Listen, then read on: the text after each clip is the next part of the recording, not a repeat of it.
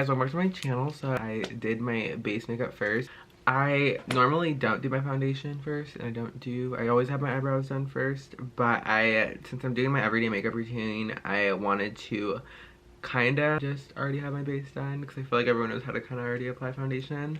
If you guys want like a separate video on how to do your eyebrows and everything like that, or how I do my eyebrows and everything, because I kind of got it down to kind of a routine, and I only use 3 products right now. Let me know and I can do a separate video on that.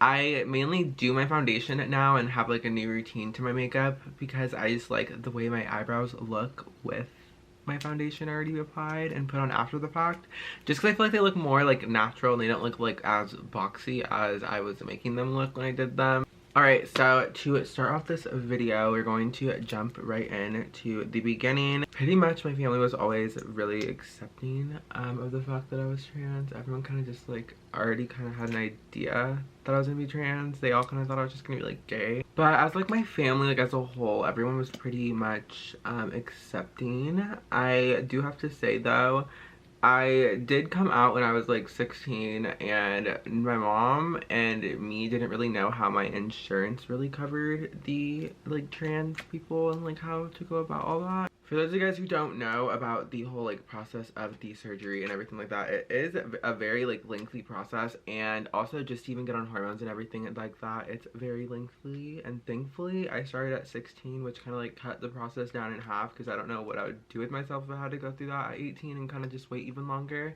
But just because of the fact that I started everything when I was 16, and my mom kind of just started me with therapy. She didn't want to sign off on really anything medication wise or surgery wise, just because she didn't want to be like held accountable and everything like that if later on, like God forbid, I came out and was just like, oh, I don't want to do this, which obviously is not the case now. But she was just taking that precaution because she didn't want me to end up blaming her or anything like that, you know, which is understandable.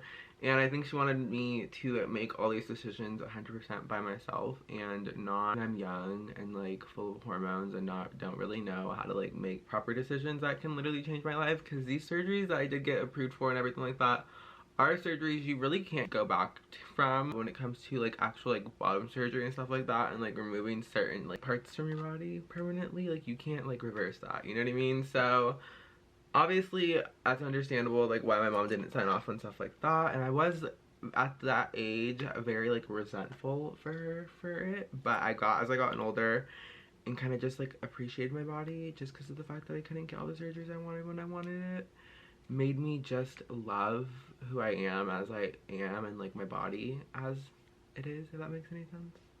I'm gonna go ahead and carve out my nose really quick, and I will be right back. So really quick, sorry, I had to like blend out my nose. I'm probably gonna go back in and do it a little bit later. I'm right out of my nose contour and I just realized that. I've tried to film this update video so many times, but I've just literally nothing seemed to work. So hopefully this works out for me.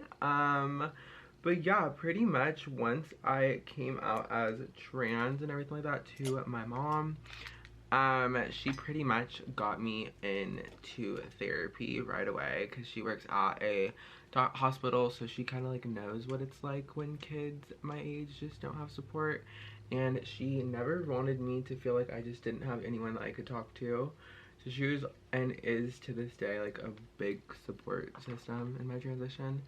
And so we started off with a social worker because we honestly just didn't know how to navigate it with our insurance regarding like the whole like trans like care and everything. So yes, so around 16 I started to go see a social worker because we didn't know how to like navigate it through my insurance, and we kind of just didn't know who to like turn to. So we saw a social worker at first, and the social worker kind of like analyzed my case at first, and I opened up to her and like kind of just explained why I was there and everything like that. And once she kind of like assessed my situation and my case and everything like that, she realized like she wasn't equipped to handle my type of case.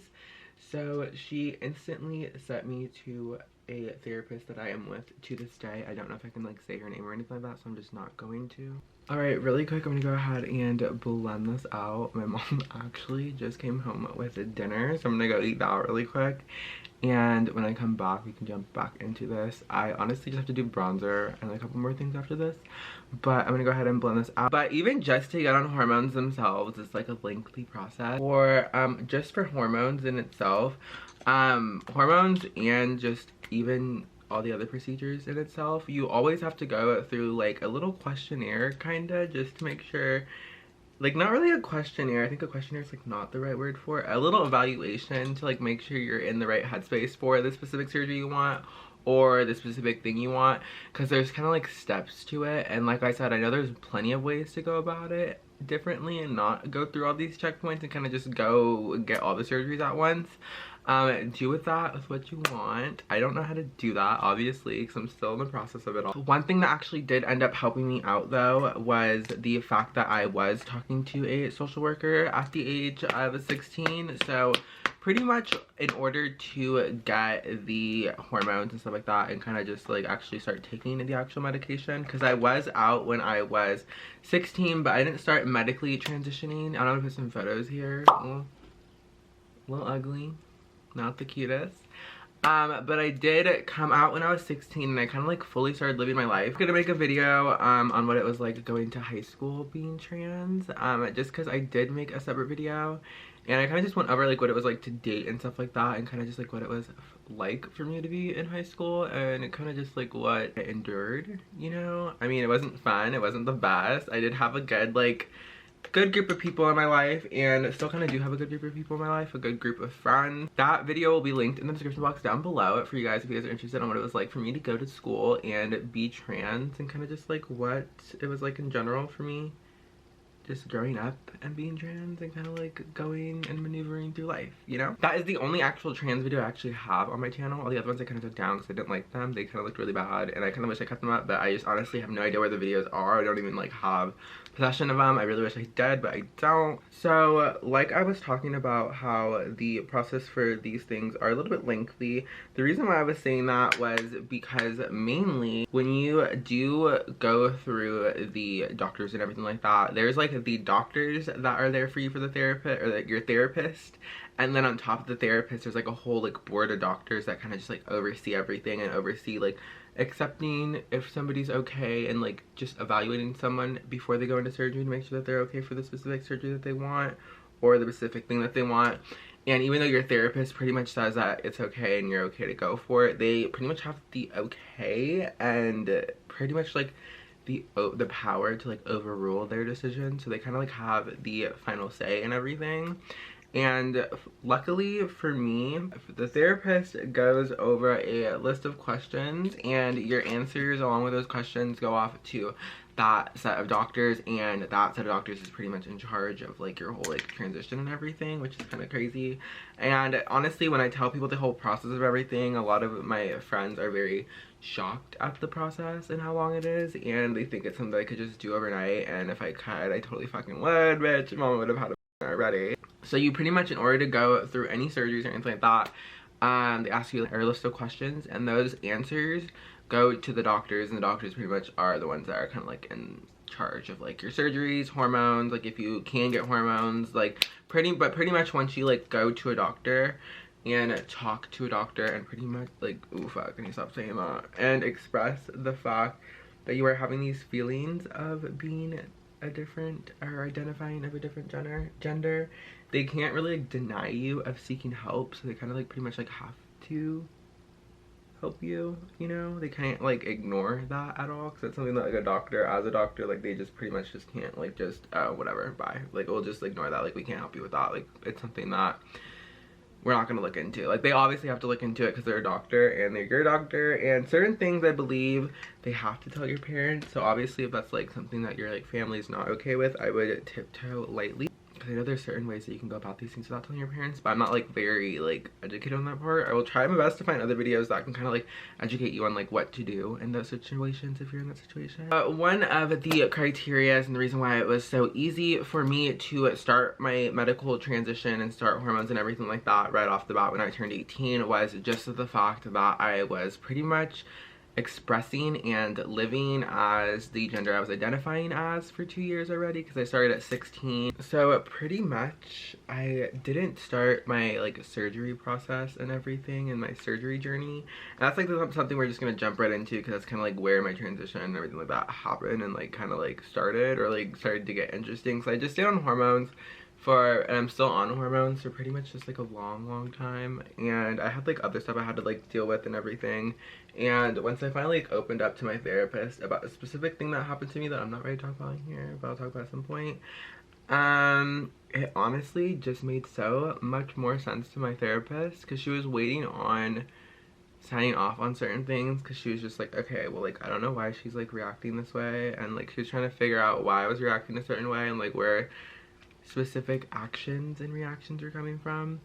And it just turned out it came from a specific thing that I'm not ready to talk about that happened to me when I was 18. She pretty much just signed off on everything, and that pretty much just kickstarted the entire process of everything and where I'm at right now. And if you guys can tell by one of the titles that I actually titled one of my videos on here, or on my channel, the last electrolysis appointment. So that's like the next like stage or next part of the video we're gonna get into. Which is surgeries. And pretty much before COVID happened, everything was kind of like moving a little bit more smoother than expected. I got accepted for like all my surgeries. I did the little assessment and everything. So around like, I believe it was January or January of 2019, so before 2020, me and my therapist did the little questionnaire and got the questionnaire things sent off to my doctors, or the other set of doctors, and they pretty much just accepted everything. And from there I was just going through doctor's appointments, going to like seminars and stuff like that. I had to go to one seminar that was specific for my bottom surgery, which is one of the surgeries I did get approved from. I did get approved for and did all the questionnaires for my FFS, bottom surgery, my like tracheal shave, boob job. I think that's it. Some of these surgeries I obviously didn't go through with, and I'm gonna start off with all the ones I didn't end up going through with, and I'm gonna end kind of like the whole video on the last surgery I am getting. But pretty much to start off with the first surgery, I actually went ahead and kind of like booked and literally just canceled the last minute, like literally the day before surgery, was my tracheal shave. So that one is pretty much where they take like your Adam's apple, which I honestly kind of like, I don't have. The time that I got accepted for the surgery, I kind of just was like obsessed with surgery, and I still kind of am, but I think I mainly wanted to just get it just because of the fact that I could get it, you know? This specific surgery didn't hold any like specific value in my life, if that makes any sense. Yes, it's something I want, but like once I like evaluated my body and like looked at my body, I realized it's like a surgery I don't really like need that much. It's not like an urgent surgery, just because of the fact that like I technically didn't need it. That is kind of like one of the things that one of the doctors kind of talked to me about. We took pictures and everything for the surgery, had literally the surgery date planned out, and I didn't pay for anything yet. I think I'm with my insurance day of the surgery, so I'd pay, or the day before the surgery. I don't really know how exactly it goes, but literally the day before surgery I called in and was just like, listen, okay, I weighed out the pros and the cons, and the pros and the cons for the specific surgery for me was if I went through with it, it wouldn't make like any big difference, and it would most likely cause a scar. And that was one thing that the doctor kind of like pointed out. The doctor was like, oh, like I wouldn't do it just because I don't think it's worth it not doing anything and it potentially like messing up your voice and stuff like that. So literally the day before surgery, I just canceled because I figured if I really want it at some point, obviously I can get it later on down the road. If I wanted it, it's not something that like I can't get later on, you know what I mean? It's like something that I can always get later, and it's not like the top thing. Like originally my main like surgeries I've always wanted were my boobs, nose, not really my face. I've grown to want my face done, but like I've grown to kind of like the structure of my face, so it's like not the top thing to get done, but it is one of the things I grown to want done. But mainly like just like the main like ones, like my boobs and my bottom surgery, that's about it. And like a little sculpting to my body. The tracheal shave was like literally never ever on like my to-do list on any of the surgeries before. And from there I went in for my boob surgery, because like I said, or my breast augmentation, because like I said, I got approved for that as well. So I went to my breast augmentation and I actually saw 2 doctors, and thankfully these things are covered for my insurance. So I went 2 doctors. If I had to choose between 2 surgeries, I think I would do my bottom surgery over my boobs.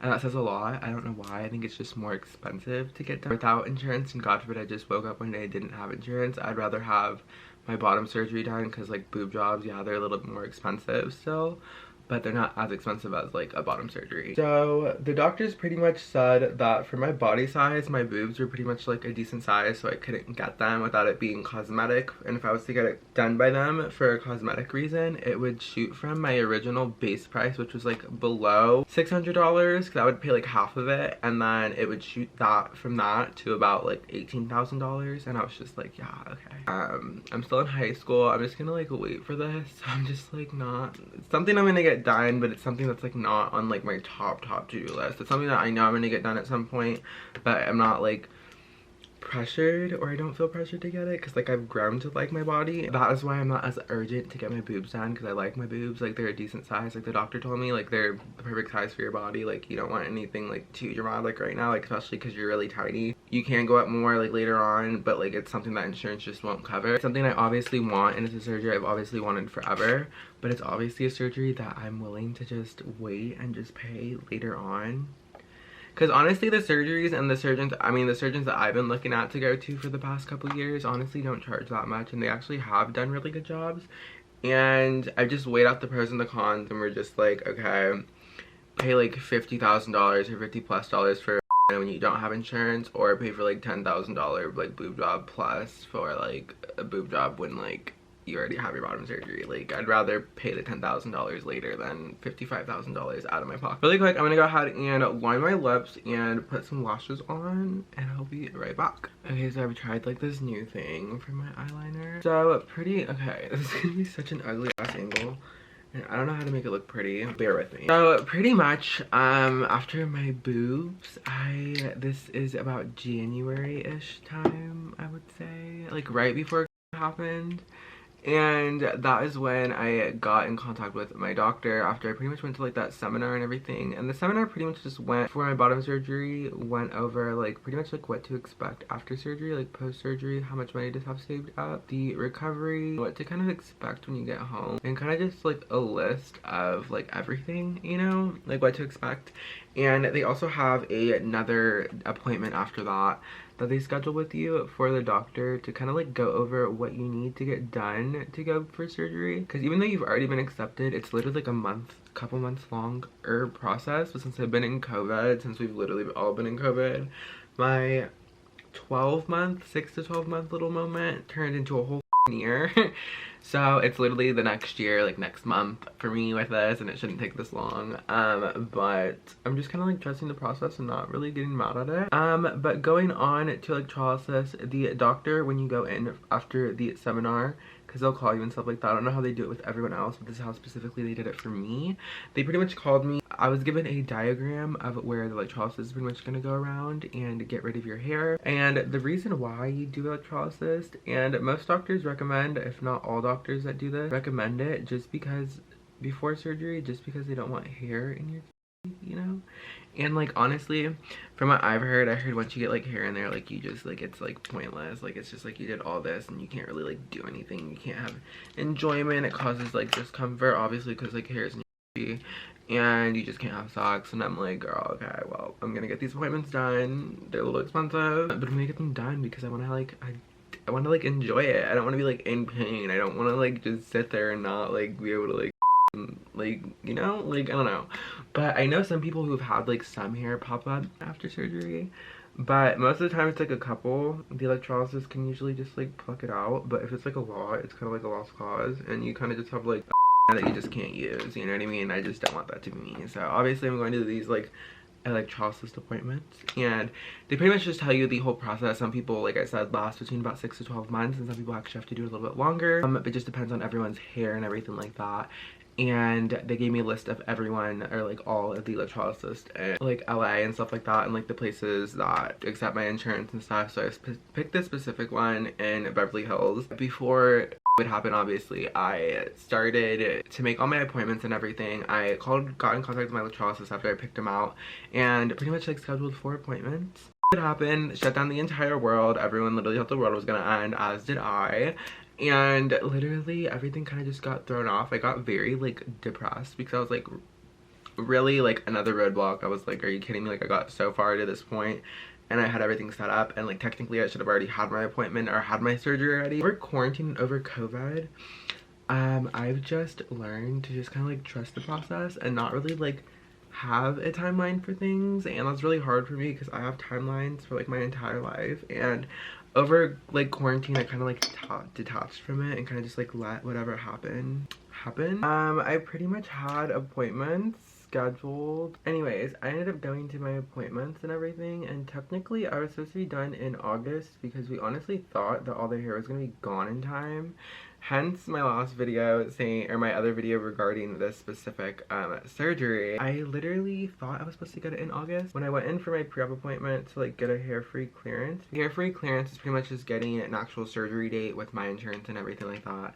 And you pretty much have another appointment right after that, after you get your surgery date, a week before your actual surgery, and that is just to pretty much just get the last bit of hair that should be there, if there's any. I thought I was gonna be good to go in August, but I went and I guess I had specific hair that needed to get removed more, and we honestly thought my last few appointments were coming up recently. Timing just didn't work out with this whole thing, but I know it's like gonna work out in general because like I have 2 more appointments scheduled. I have one in April, or 3, one in April, May, and then July. So I know in like August I should be good to get the surgery, I hope. Because it's not like we didn't make any process. It was more so just whenever we thought we were gonna like be good to go, we didn't schedule any more appointments. So I was told to get more appointments and stuff like that and have a couple more appointments. They were already like booked up and everything. So I had to wait like a couple more months and had to go a couple more months without the actual appointment. And the thing that sucks about these appointments is it's not a thing that you can go and get like every week. You literally have to like wait a month for like your body to heal and everything, because electrolysis is kind of like a laser, but it's a little bit more intense than laser, and it kind of like goes at your follicle of your hair in that area, if that makes any sense. So there's like a specific diagram that they give you, and there's like little needles that they use, and I believe it's about 20, and they use all of them at once, and the little needles are tinier than like sewing needles, and they go into like the follicle of your hair, heat up, and they pull them out, and then they literally take like tweezers, probably like this, or even like sharper than this, and they literally just pluck it from the follicle. And honestly, when you look at it, and when I've looked at it, and when my doctor looked at it, you can tell that the hair, like, and I told my doctor when I touch the hair and like graze the hair, it's not as thick as the other hair that has not been treated or anything like that. So it's not like we're not making progress, we are making progress. The hair just kind of like grew back randomly, you know what I mean? Which is annoying. Because me and my electrolysis, we love each other, and we both agreed and said this to each other. We're like, I love you, but like, girl, like, I just want you to be done already, because I just want you to already have your surgery. And I'm like, me too, trust. So originally I was, like I said, I was supposed to get my surgery in August, but that didn't work out because of everything.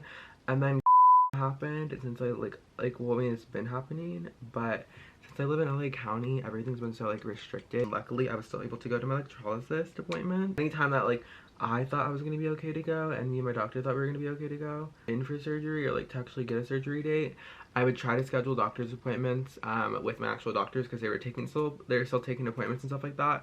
But whenever I would schedule a specific, like my surgery appointment, my hair-free clearance appointment, they're like, oh, we aren't taking elective surgeries. And they're like, oh, well, you've already met the doctor, right? And I was like, yeah. And then they tried to like reschedule me again, but the whole COVID cases and everything like that kind of just took over all elective surgeries. So my insurance pretty much, and doctors pretty much just altogether stopped doing surgeries and stuff like that. So I couldn't make any appointments and anything, and it just sucked overall, because it seemed like everything was just like coming to a roadblock, and it just overall sucked. But I'm at that point where I know like everything's gonna happen, and it's not like I'm at the very beginning, you know what I mean? It's not like I'm just starting this, because if I was, I'd be kind of fucking annoyed. But then again, I wouldn't know what I have in store and like what the journey is like. I'm trusting the process, and I should be able to get it in like August, I believe, like fall, if I'm not mistaken. My doctor, when I saw her last time, said no one was as far along as I was, but then again, that was like last August, so I don't know.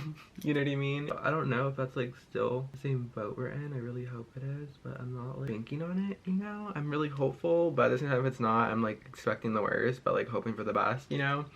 But then again, like everything kind of happens for a reason, and yeah, just because I was like really upset at the fact that I couldn't get the surgery when I wanted to get it, and all these roadblocks kept popping up, I've like kind of just grown to just like trust the process, and like everything kind of happens for a reason, and it's not like I'm not gonna get it. We made a lot of progress on this specific spot, getting rid of the hair and everything, so it's not like it's not gonna happen. It's just gonna take a little bit longer. Okay, so pretty much I'm done with my makeup. Sorry, it took me forever, I know.